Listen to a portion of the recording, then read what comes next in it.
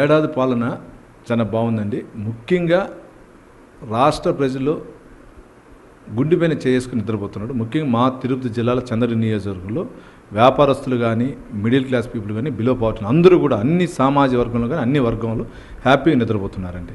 కారణం ఏమంటే గత 5 సంవత్సరాల్లో చేసినటువంటి పాలకులు చేసినటువంటి దోపిడీ విధానంతో విసిగిపోయి వాళ్ళు నిద్రలేని వ్యవస్థ నుంచి ఈరోజు హ్యాపీగా నిద్రపోతున్నారు.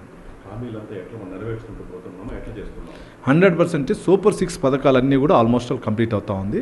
దాన్ని ఈ నెల కొన్ని ఇస్తున్నారు, తల్లి విద్యా దీవెన, అదేవిధంగా మన అన్నదాత సుఖీభవ, వచ్చే నెల మహిళా సోదరుమణులకి ఆర్టీసీ బస్సు ఫ్రీ అవుతుంది. దానికి ముందు సూపర్ 6 పథకం అయినటువంటి పెన్షన్లు కానీ 4,000, 6,000, 10,000, 15,000 కూడా చేయడం జరిగింది. దాంతోపాటు దీపం 1 ఇచ్చారు, ఇప్పుడు దీపం 2 డైరెక్ట్గా అకౌంట్లోకి వేస్తున్నారు. టైటిల్ డీడ్ యాక్ట్ రద్దు చేయడం జరిగింది. డిఐసి సుమారు 16,800 మందికి డిఐసి ఉద్యోగాలు సంతకం పెట్టింది. అంటే చెప్పిన సూపర్ 6 పథకాలు చేసుకుంటూ కొన్ని చెప్పనివి కూడా చేసుకుంటూ పోతున్నాం. మాకు 100% అంతే.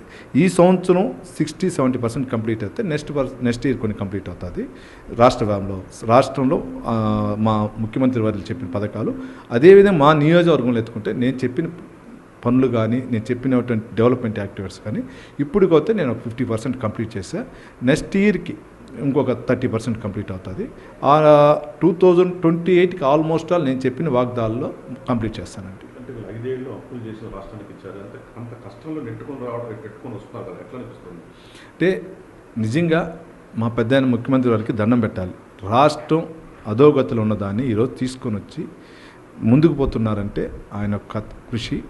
దీంతో పాటు ఎన్డీఏ కుటుంబంలో పవన్ కళ్యాణ్ గారు కానీ, నారా లోకేష్ బాబు గారు, పైన బీజేపీ మోడీ గారు కానీ, వీళ్ళందరూ సహాయ సహకారాలు అందిస్తూ ప్రజలకి ముందుకెళ్తున్నారు. అందువల్ల మా పెద్దానికి దండం పెట్టాలండి.